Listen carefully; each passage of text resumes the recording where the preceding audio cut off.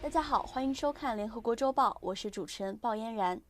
本周我们将向大家介绍一项即将在联合国举行的重要峰会——未来峰会。本次峰会将于今年9月在联合国纽约总部举行。会议将通过一系列开创性的议题和多边对话，推动全球治理结构性变革，解决当今世界正面临的紧迫挑战。首先，我的同事 Pauline Batista 向大家准备了一些关于未来峰会的基础知识，希望这可以帮助到您。 The Summit of the Future is a chance to get back on track, and it will consider how we cooperate both to achieve goals and tackle emerging threats. The goal is to eventually agree on a pact for the future. The pact will be negotiated and endorsed by countries both before and during the summit in September 2024 here at the UNHQ in New York City. In sum, the summit is a high-level event that will bring world leaders together to forge a new international consensus or an agreement, or how we deliver a better present and safeguard the future. 谢谢 Pauline 的精彩讲解。通过这段视频，希望能让您对我们未来峰会有了一些基础性的了解。接下来，我们将一起观看一段对峰会政策主任 Michele Griffin 的独家访问。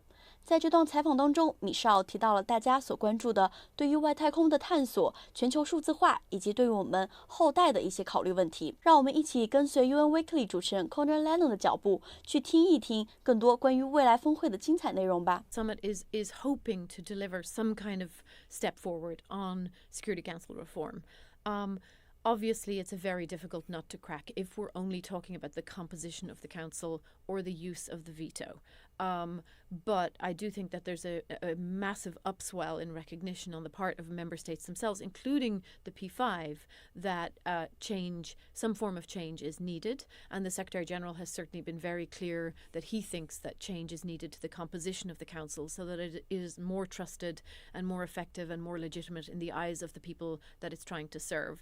But I think it's also important to think beyond just the Security Council, because again, many of the most consequential and existential challenges and problems that we're going to face in the future are not necessarily the kinds of challenges that the Security Council was designed to solve. They're not necessarily peace and security challenges in the first instance. Think about climate change. So a lot of the ideas that we've put on the table in this summit are not only about looking at these existing structures and trying to think about how we can reform or adapt them to a new world, but also about how we, again, flexibly use all of the structures and pull all of the actors together who can be part of solving these problems. So, a big through thread of the ideas in the Common Agenda Report and in this summit are really about ideas around networked inclusive multilateralism. And what we mean by that is, how do we bring all of the actors together that have the power to solve problems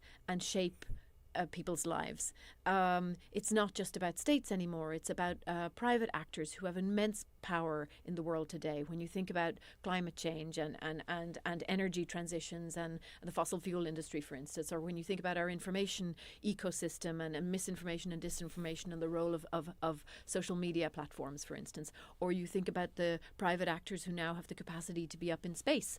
Okay, and are there any particular topics, any particular parts of the summit that you're looking out for, or that we should be looking out for? One idea in the summit is an emergency platform, which would kind of allow us to convene all of the different actors across many sectors to bring to bear all of the power and energy and resources. I am very keen on the thinking around future generations and how do we adapt our decision making to take account of future generations, understanding now that we affect them and actually are harming them in many of the decisions we make. So there'll be a declaration on future generations that looks to put in place practical mechanisms for how we take them into account.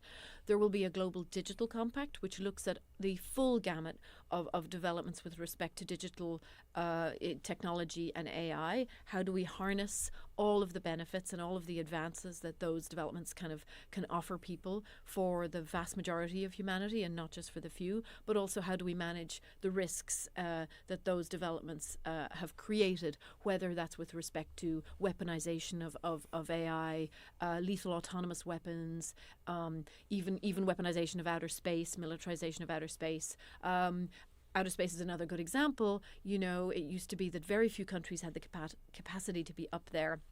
We now have countless countries with the capacity to be up there, private actors as well. How do we manage all of the space traffic, the space debris, the exploration? How do we do that in a way that again benefits the majority of humanity and not just the few? And also, how do we manage the risks? How do we prevent an arms race up in outer space? So there's a lot in the summit that I think is very exciting, but there are also some things there that where we really have to address long-standing issues that prevent us cooperating effectively, because they prevent us rebuilding the trust that we've lost in each other. So it's definitely a mix of the old and the new, and of adapting this, old architecture to very new threats, but also new opportunities. 如果您想了解更多关于未来峰会的内容，可以关注我们的完整版节目 UN Weekly， 或者在视频下方的信息栏中寻找更多关于联合国对于未来峰会的讨论。感谢您的收看，我们下周再见。